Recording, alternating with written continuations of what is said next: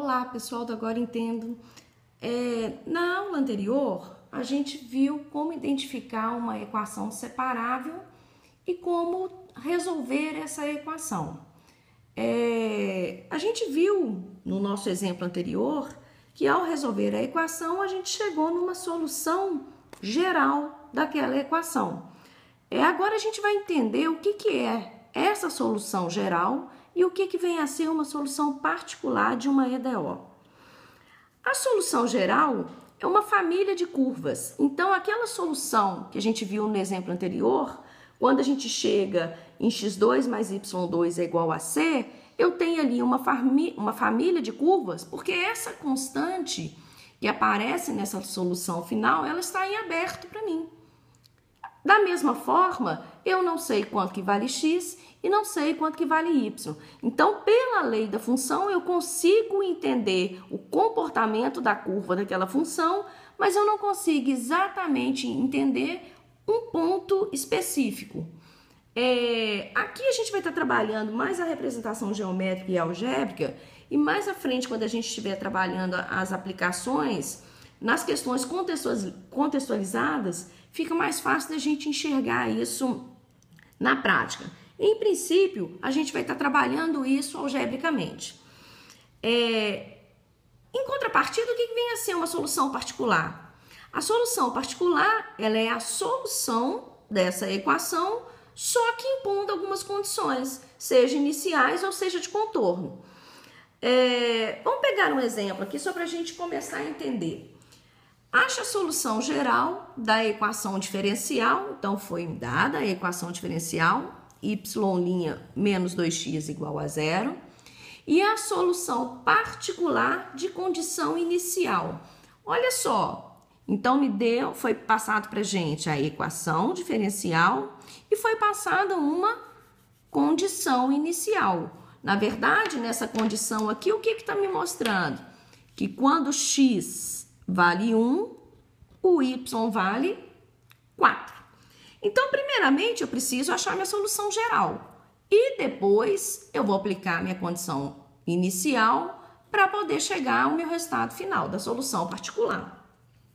Então, vamos lá. Primeiramente, a gente já, olhando para a nossa equação aqui, a gente percebe que está fácil, é uma equação separável, ou seja, está fácil a gente separar as variáveis aqui. E aí a gente vai resolver integrando os dois lados da nossa igualdade. Vamos lá. Então, eu tenho aqui, ó, vou passar essa notaçãozinha aqui para Leibniz, ó, dy sobre dx menos 2x igual a 0. Aqui, então, ó, vamos lá. dy, nosso objetivo aqui é separar as variáveis. Menos 2x vai para lá, 2x dx, ok? Menos 2x mandei para lá, quem vai ficar do lado de cá? dy dx. Depois eu pego o dx, tá aqui dividindo, eu mandei para lá, multiplicando. Ok. Aqui eu já estou com as minhas variáveis separadas, ó. Então, o que eu posso fazer? Integrar os dois lados da minha equação. Integral de dy, y. Integral de 2x, eu vou ter 2x2 sobre 2 mais C. Observe que aqui eu já nem coloquei C1 e C2, tá? Eu já sei que ao operar uma constante com uma constante, eu vou encontrar uma outra constante. Eu já estou trabalhando com essa constante geral aqui, olha. Isso aqui, na verdade, então, é y igual a x2 mais C. Essa solução que nós encontramos aqui, ó, é a solução geral dessa equação dada. Tá vendo, ó?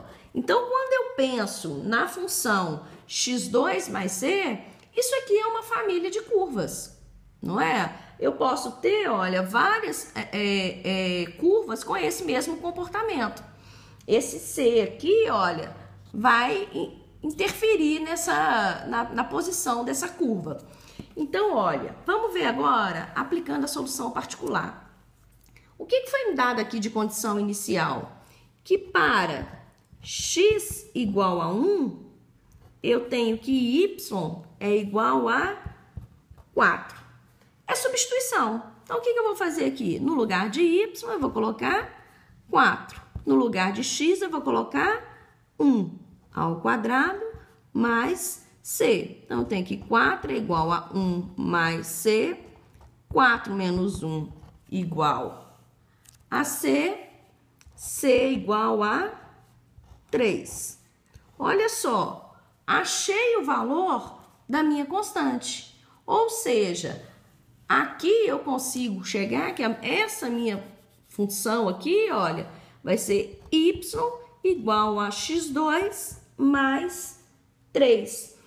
Essa solução aqui, ó, também é solução daquela equação diferencial, só que essa solução aqui é uma solução particular.